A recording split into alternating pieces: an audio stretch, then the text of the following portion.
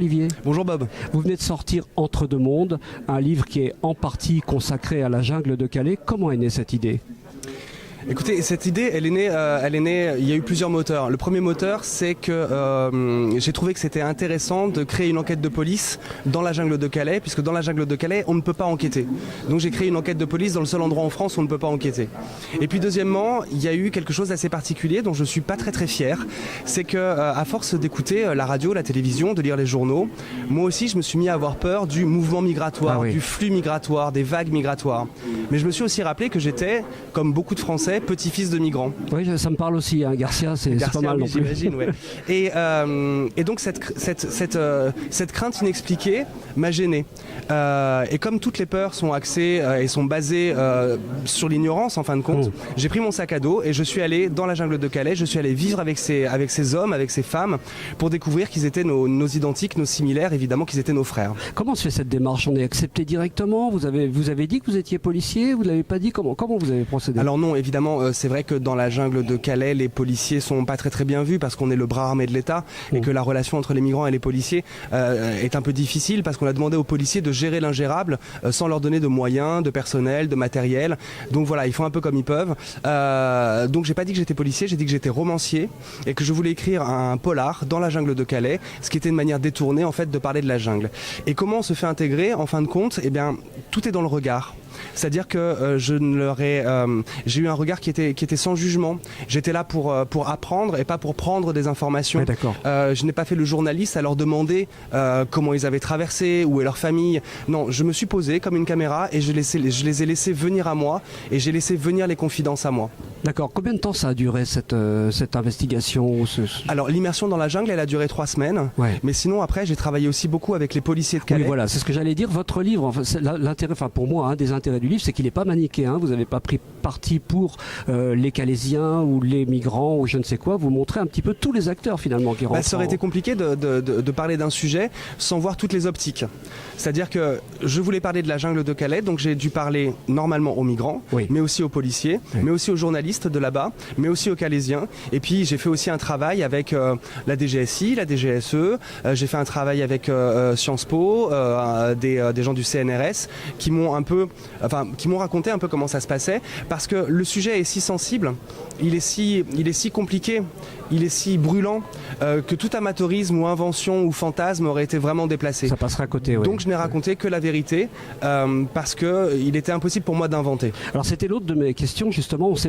Évidemment c'est un roman quand même. On ne sait plus à quel moment on parle de quelque chose de vrai, comme la quête de Adam, sans vraiment trop spoiler l'ouvrage, qui va rechercher sa famille. C'est tiré d'un fait réel. Le fait qu'il y a 2 mosquées, dont une salafiste en plein milieu de la jungle de Calais, c'est réel tout ça?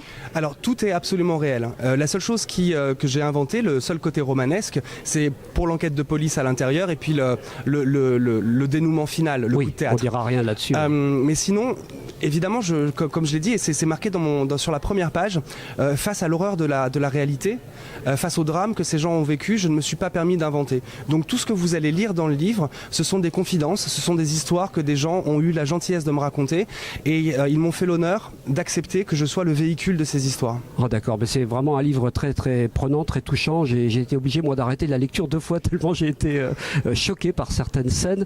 Et là on peut malheureusement pas en parler, mais ces scènes-là sont vraies ou c'est aussi... Alors je vais vous dire, si vous avez du mal à le lire, rassurez-vous, j'ai eu du mal à l'écrire. Voilà, c'est ce que j'allais vous demander. Voilà, c'est-à-dire que moi aussi il m'a coûté, et je sais que parfois la lecture il coûte au lecteur, mais le lecteur et l'auteur, moi-même, on part du même point de départ. C'est le point de départ où en fait on n'en sait pas plus que ce qu'on nous a raconté à la télévision. Voilà. Et ensemble, l'auteur et le lecteur vont avancer, mais à la même vitesse. Oui. Il n'y a pas de culpabilisation, il n'y a pas de, j'ai pas un côté docte ou un côté professoral. Vraiment, on avance ensemble et à la fin, on en sait autant l'auteur et le lecteur. C'est-à-dire que je lui donne toutes les informations et à partir de ces informations-là, qui sont des informations brutes dans lesquelles je ne prends pas parti, lui va pouvoir se faire son opinion, positive ou négative. Voilà, ça marche très très bien de ce côté-là. Alors vous l'avez défini quelque part comme un roman noir à plusieurs reprises dans une conférence à laquelle j'ai dû assister, je ne sais plus. Mais c'est pas que ça, c'est aussi un thriller, c'est aussi un roman d'énigmes, c'est aussi un roman roman de suspense parce qu'il y a une vraie intrigue et puis un twist, comme on dit, à la fin du bouquin auquel on s'y attend vraiment pas, quoi. C'est un livre que je ne sais pas classer, catégoriser.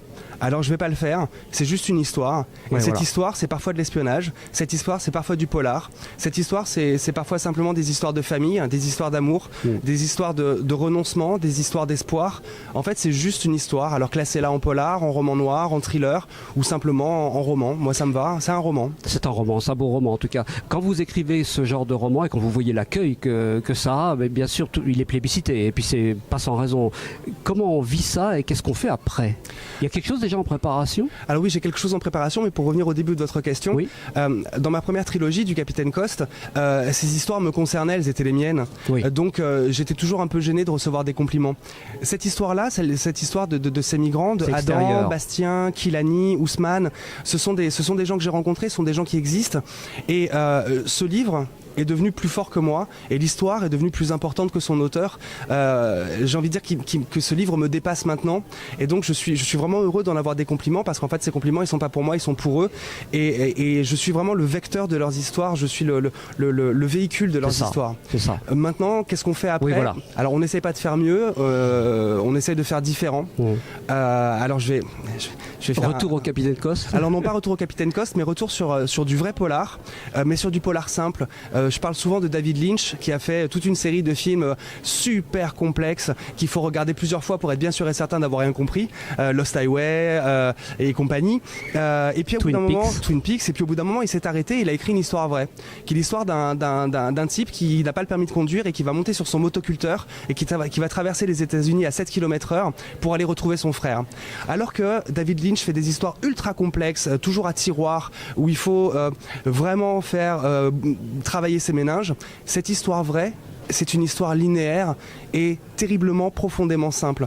Et ben, j'ai envie de faire une enquête de police terriblement simple. Il y a déjà le synopsis. J'ai la totalité du synopsis dans la tête. J'ai juste à trouver encore quelques personnages et à me lancer. Bon, on va pas brûler les étapes. En tout cas, ici, on est au salon du livre du Touquet. Ça démarre pas trop mal et je vous rends à votre lectorat. Merci beaucoup, Olivier. Merci à toi, Bob.